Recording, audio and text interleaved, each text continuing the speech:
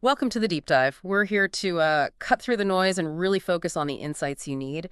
Today, we're tackling price elasticity of demand. Sounds a bit academic, maybe? It can, yeah. But trust me, once you get it, it unlocks so much about how pricing actually works out there in the real world. Our mission today, to really understand, how sensitive are we consumers to price changes?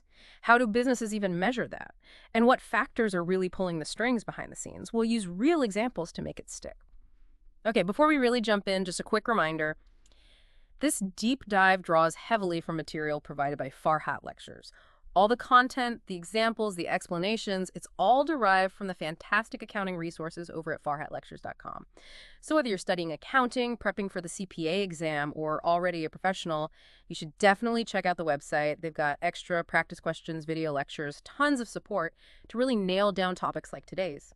A big thanks to Professor Farhat for making this material available to us. All right, now just think for a second about your own shopping. Like when there's a huge sale, do you load up? Or does it barely make a difference? And what about when something you buy all the time suddenly costs more? Do you instantly look for something cheaper or just kind of pay it? That immediate reaction, yeah. Exactly, that gut feeling you have. That's pretty much what we're digging into today. It's not just a feeling, it's a real economic thing we can measure. So let's start there. What is price elasticity of demand, or PED, really? Okay, so fundamentally, it's a way to measure how much the quantity demanded, how much people want of something, changes when the price of that thing goes up or down. Right. It's all about responsiveness. Sensitivity. Precisely. It quantifies that sensitivity. Think of it like a what-if analysis tool for businesses. You're asking, okay, what if we tweak the price here? What happens to sales? And crucially, what happens to our total revenue? Yeah, because it's not always obvious, is it? You might think raising the price automatically means more money, but it often doesn't work that way, especially if demand is sensitive. Businesses sometimes get surprised. Okay, so let's use a concrete example from the source material. Farhat's subscription service. Let's say it's $29.99 a month. What if that price changed, say up to $35? Right. Or maybe dropped down to $25? How many people would leave? Or how many new people would sign up? Yeah. And the big question, what does that do to the overall revenue? Exactly. It's rarely a simple one-to-one relationship. And to figure that out, we use a specific formula. It's actually pretty straightforward.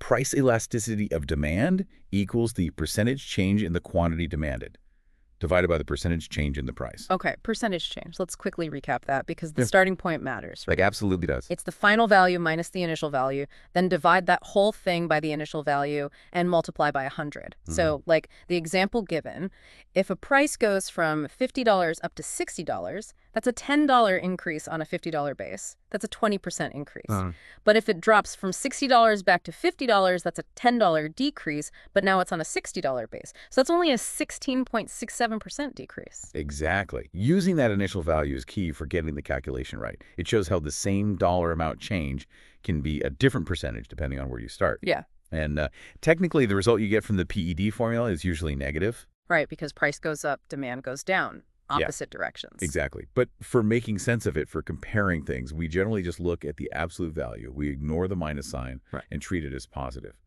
Makes interpretation much simpler. Got it. Okay, so we have the formula. How do we actually use these numbers? What do they tell us? Let's maybe walk through an example together. Think about chocolate bars. Okay, sure. Let's say the price drops from $2 down to $1. That's a big drop, a 50% decrease. Right. And maybe, because of that sale, the number of chocolate bars people buy jumps from 100 units to 200 units. That's a 100% increase in quantity demanded. Okay, so PED calculation, 100% change in quantity divided by 50% change in price. That gives us 2. Exactly, 2. So what does that 2 mean? It means demand is elastic, the PED is greater than 1. Meaning people are really responsive to the price change. Highly responsive. That 50% price cut triggered a much bigger 100% jump in sales. This happens a lot with products that have many substitutes, like chocolate bars. You lower the price, people buy way more. But if you raise the price, they'd probably just buy a different brand or a different snack altogether. Sales would drop fast. Precisely. And if you raise the price on an elastic good, your total revenue often goes down because the drop in quantity outweighs the higher price. Okay, that's elastic, high sensitivity. But what about the other end? Like essential medication. Good example. Different story there. Let's say the price goes up from $200 to $220. That's a 10% increase. Okay. But people still need it, right? So maybe the quantity demanded only drops a little, from Yeah. 1,000 units down to 950. That's just a 5% decrease. Right. So now the calculation is 5% decrease in quantity divided by 10% increase in price. That gives us zero point 0.5. Yep, zero point 0.5. Since that's less than 1, we say the demand is inelastic. Not very responsive. Exactly. Consumers aren't changing their buying habits much, even with a decent price hike. A 10% price increase only led to a small 5% dip in demand. So think about it. If you're running a business, which would you prefer? Elastic or inelastic demand for your product? Oh, definitely inelastic. Means you can raise prices without losing too many customers. You have more pricing power. You got it. Ah. That's why things like essential medicines, basic utilities, sometimes gasoline in the short term, they tend to be inelastic. People need them. And this inelasticity for essentials is often why you see governments getting involved sometimes, to regulate prices. Right, to prevent companies from taking too much advantage of the fact that people have no choice but to buy. Exactly. Yeah. And for inelastic goods, if you raise the price, your total revenue generally goes up because the price increase outweighs the small drop in quantity.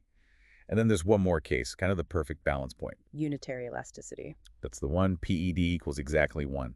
This happens when the percentage change in quantity is exactly the same as the percentage change in price. Like a 10% price increase leads to exactly a 10% drop in demand. Yep. And in that specific case, total revenue stays the same. A price increase is perfectly offset by the quantity decrease. It's more of a theoretical benchmark, perhaps, not super common in the wild. Okay, so elastic, inelastic, unitary, it depends on the numbers. But why are some products like chocolate bars super sensitive and others like medicine not so much? What are the underlying reasons? Good question. There are several key factors that really drive whether demand is elastic or inelastic for a particular product. Probably the biggest one is the availability of substitutes. Makes sense. If there are tons of alternatives. Exactly. If there are many similar products customers can switch to easily, demand will be more elastic.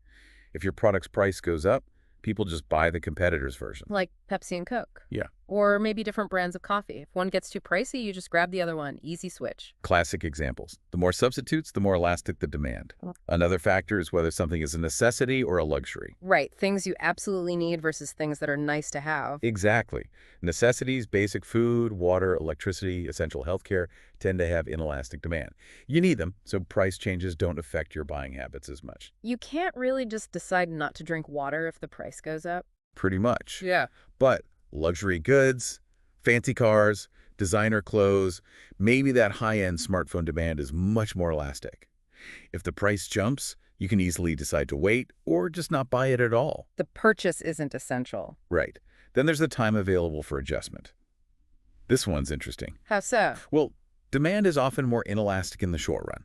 People don't have much time to react or find alternatives immediately, but over the long run, demand usually becomes more elastic. Given time, people can change their habits, find substitutes, or adjust their consumption. Oh, yeah, like gasoline prices. That's a perfect example. Exactly. If gas prices shoot up tomorrow, most people still have to drive to work next week, right? So short term, you pay it. Demand is pretty inelastic.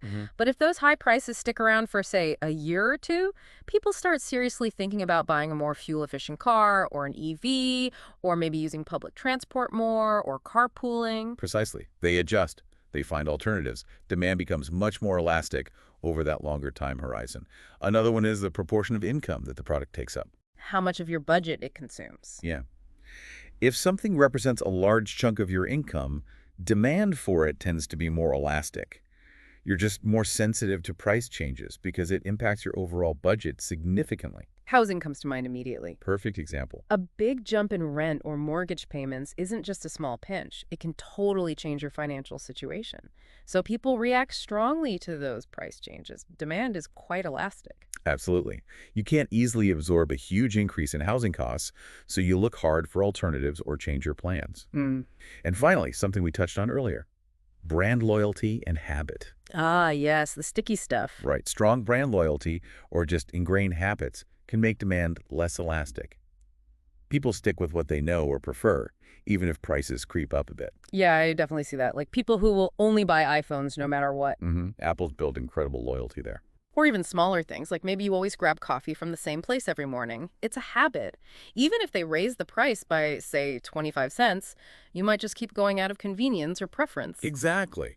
For those small, habitual purchases, the switching cost, even just the mental effort of changing your routine, might feel higher than the price increase, making your personal demand quite inelastic for that specific item. That makes sense. So even if there are cheaper coffees next door, the habit keeps you less sensitive to the price. That's often the case.